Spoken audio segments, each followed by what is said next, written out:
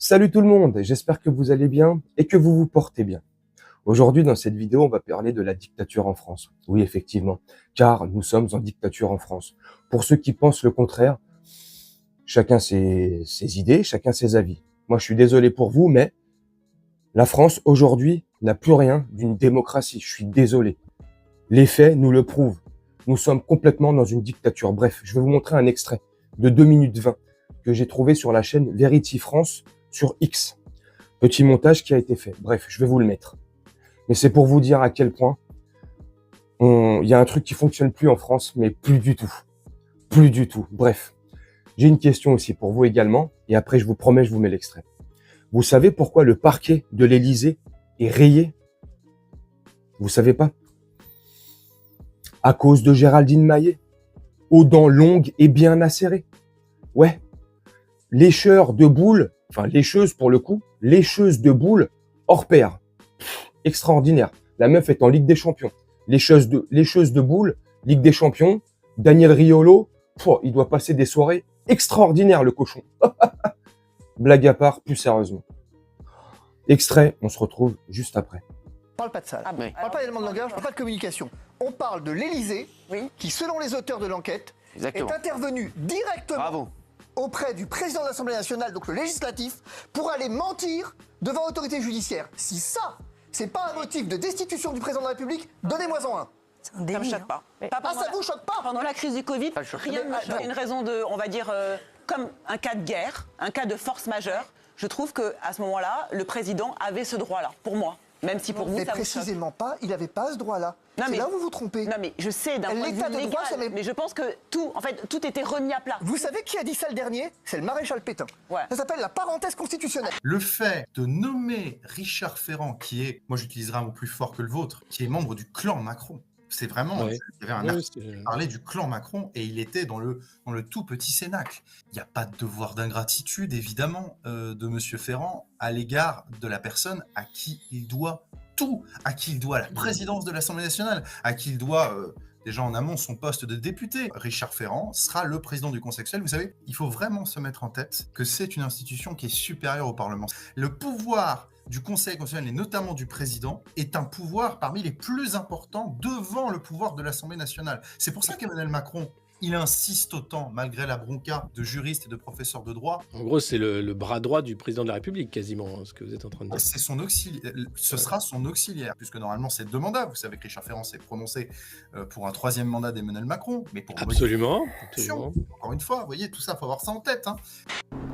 Et aujourd'hui, c'est installé dans notre société, et de manière séditieuse par des discours politiques extraordinairement coupables. L'idée que nous ne serions plus dans une démocratie, qu'il y a une forme de dictature qui s'est installée. Mais allez en dictature. Une dictature, c'est un régime où une personne ou un clan décide des lois. Une dictature, c'est un régime où on ne change pas les dirigeants, jamais. Si la France, c'est cela, essayez la dictature et vous verrez. La dictature, elle justifie la haine. La dictature, elle justifie la violence pour en sortir. Mais il y a en démocratie un principe fondamental, le respect de l'autre, l'interdiction de la violence, la haine à combattre. Franchement, Géraldine Maillet. Enfin, moi, je l'appelle Gélatine Maillet. Gélatine Maillet, franchement. Elle est bête comme ses pieds. Elle est bête comme ses orteils. Oh bah oui, ça, elle aime bien les lécher. Quand je vous dis que c'est une lécheuse de pieds, elle lèche tous les pieds qu'elle peut, celle-là. Même les siens. Elle a rien compris. Bref. Non, mais franchement, elle est vraiment bête et naïve. Mais si elle n'est pas bête et naïve, c'est qu'elle fait exprès et qu'elle joue un rôle. Et ça, c'est encore plus grave. Bref. Vous avez quand même entendu ce qu'a dit Divisio, l'avocat de TPMP, là, je sais pas quoi, là. Enfin, qui est régulièrement dans TPMP. L'Élysée a quand même ordonné de mentir devant les autorités judiciaires. Enfin, je sais pas si on se rend compte déjà de la dinguerie, là. Donc l'Élysée ment normal. Devant des autorités judiciaires, sous serment, elle ment. Tranquille. Pour se foutre de notre gueule. Mais eux, ils te disent que c'est pour notre sécurité, notre santé. Comme a l'air de le croire Gélatine Maillet, la lécheuse de boules professionnelle. Non mais franchement, non mais... c'est extraordinaire. Et l'autre, après, te dit, vous avez vu dans l'extrait de la vidéo, Aujourd'hui, dans la tête des Français, s'est installée l'idée que nous serions en dictature. Le mec ose te dire ça. Et il ose derrière nous dire, et il rajoute, si vous n'êtes pas contents, les gueux, là, les schlags, les sans-dents, les charclos, là, allez dans un pays où c'est la dictature et vous verrez la différence. Mais le mec a complètement vrillé ou quoi? Bien sûr qu'en France, c'est une dictature. Et tiens, alors je le ferai pas, mais j'aurais bien aimé le faire et prendre au pied de la lettre ce que Manu Lacroute, là, nous a donné comme conseil. Allez-y voir dans des pays en dictature et vous verrez. Bah, j'aimerais bien aller voir en Russie, ouais.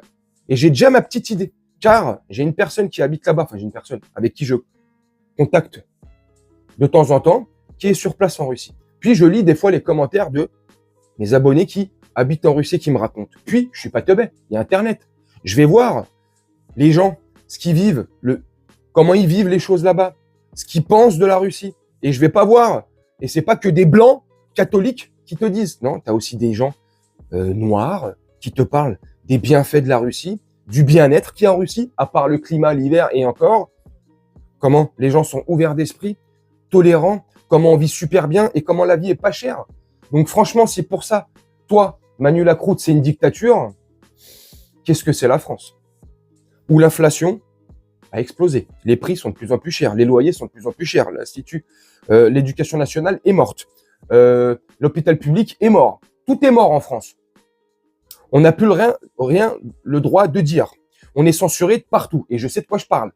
Mais tu nous dis qu'on n'est pas en dictature, qu'on est encore dans une démocratie.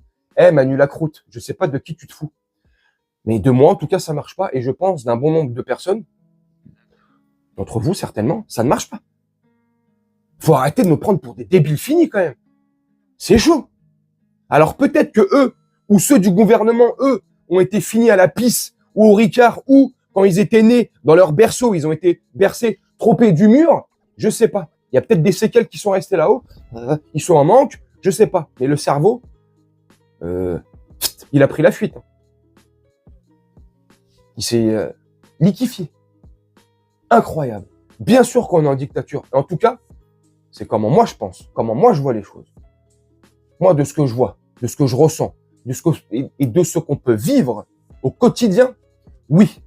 Oui, moi je le confirme et je l'affirme. Nous sommes bel et bien en dictature en France et il est temps que ça change. Je suis désolé.